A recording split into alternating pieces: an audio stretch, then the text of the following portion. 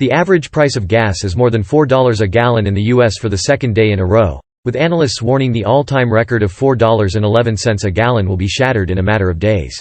On Sunday, the nationwide average at the pump was $4.01, the first time it had gone above $4 since 2008. By Monday it had reached $4.07, according to AAA, a 46-cent increase from just a week ago and $1.30 more than this time last year. The dramatic price spike has followed the Russian invasion of Ukraine, with the average cost of gas going up 53 cents since February 24, when the full-scale military attack began. But even outside of the geopolitical realm, experts say soaring demand and other factors are pushing it higher and higher. Here's what you need to know about gas prices, including how high they could go, how the Ukraine crisis and other factors are impacting them, and what the Biden administration can do about it. How high will gas prices go? Prices at the pump on Monday averaged almost $4.07 a gallon. Filling up a typical 15-gallon gas tank once a week, that works out to about $244 a month. And it's doubtful the price won't tick even higher. In California, gas is already averaging $5.34 a gallon, and it's above that national average in another 18 states. The cost of gas tends to rise in spring anyway, as refineries undergo maintenance before the summer driving season, but the ongoing war in Ukraine is exacerbating the situation. As Russia's war on Ukraine continues to evolve, and we head into a season where gas prices typically increase, Americans should prepare to pay more for gas than they ever have before, Patrick Dehaan, head of petroleum analysis at price tracker GasBuddy, said in a statement on Saturday, when prices first crossed the $4 threshold. How much is the gas price spike costing you? The impact of gas prices on individuals depends heavily on the type of car they own, how much they drive and how far. In addition, gasoline usage has varied wildly in the past 2 years, as the pandemic drove demand down deeply. But if we take the general average of 15-gallon gas tanks filled up once a week for 60 gallons a month, here's how much more you'll spend per month and per year compared to earlier, cheaper gas prices. The impact of oil prices. The cost of gasoline is heavily influenced by the cost of crude oil, from which it's refined. On Sunday night, the price of Brent crude, the international benchmark, hit a high of $139.13 a barrel before settling at $122.89. On Monday, it reached $128.76. By comparison, Brent crude oil averaged about $74 a barrel in December 2021. On Sunday evening, West Texas Intermediate crude, the U.S. Standard, spiked to $130.50, the highest since July 2008, before retreating. The US and Europe have increasingly discussed banning Russian oil as part of their ongoing sanctions against the country. In a worst-case scenario, with Russian gas and oil fully cut from the global market, crude could go up to $140 a barrel, or even higher, DTN senior market analyst Troy Vincent told CNET.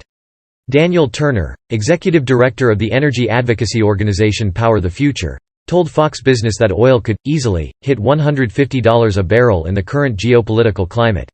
Fueled by a Brazilian oil worker strike and threats to supplies from Nigeria and Iran, Brent crude reached an all-time high of $147.50 in July 2008. At that time, average U.S. gas prices peaked at $4.11 a gallon or, adjusted for inflation, about $5.21 a gallon in 2022 dollars. If crude goes that high now, Vincent said, $6.50 or even $7 a gallon wouldn't be out of the realm of possibility. At that point, though, it would trigger a global recession, he added. People would start limiting their activities to the bare essentials. Does the U.S. get oil from Russia? Russia is one of the world's largest producers of crude and natural gas, providing roughly 30% of the European Union's crude oil supply and almost 40% of its gasoline. While the U.S. is the largest producer of crude and natural gas, it's also the largest consumer, producing over 18.6 million barrels a day while using over 20.5 million. Last year, the U.S. imported roughly 245 million barrels of crude oil and petroleum from Russia, almost 25% more than in 2020, making it our third largest outside source after Canada and Mexico. In November alone, about 595,000 barrels per day, or roughly 7%, came from Russia. To date, only Canada has banned crude oil from the former Soviet Union, though. The U.S., Europe and other allies are moving closer to doing so. House Speaker Nancy Pelosi on Sunday said she supported a bipartisan bill banning Russian oil imports. 80% of Americans support the idea, according to a March 4 Reuters Ipsos poll. A GOP-sponsored measure calls for increased drilling in the U.S. to make up the difference, while a separate measure from Green New Deal supporter Senator Ed Markey pushes renewables. Our global addiction to oil keeps us locked into dangerous cycles of conflict and corruption. But we can choose a cleaner path to peace, Markey, a Democrat from Massachusetts, said in a statement. What's making gas prices soar? Russia's invasion and the responding escalating series of financial sanctions by the U.S. and its allies have given the global oil market the jitters, AAA spokesperson Andrew Gross said in a statement last week. The spike in gas prices is a grim reminder that events on the far side of the globe can have a ripple effect for American consumers, Gross added. But while the crisis in Ukraine is having an immediate impact, Vincent said it's hardly the sole factor. We've had a supply and demand imbalance for a while, and it will remain regardless of whether this conflict goes away, he said. As it has in every industry, the pandemic has caused staffing issues at refineries.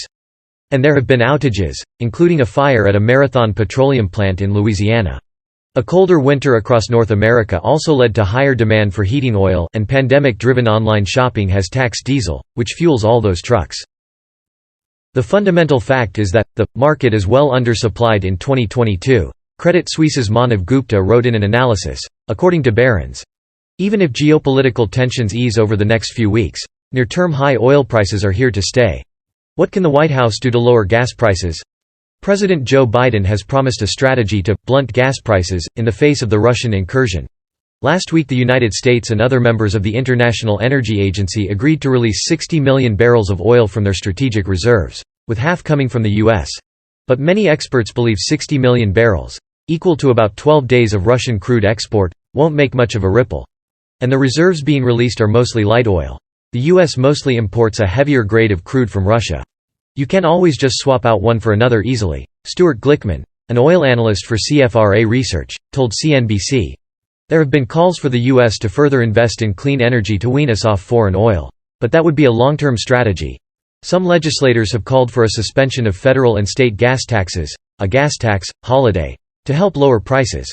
But economists warn that would have no effect on the oil supply and only encourage consumers to drive more. It's a way for politicians to pretend they are making the situation better, when in fact they are making it worse. Maya McGuinness, president of the Committee for a Responsible Federal Budget, wrote in an op-ed in The Hill last week. How can consumers save at the gas station? There's not much we can do to change the price of gas, but drivers can cut down on unessential trips and shop around for the best price. Even crossing state lines if it's not inconvenient.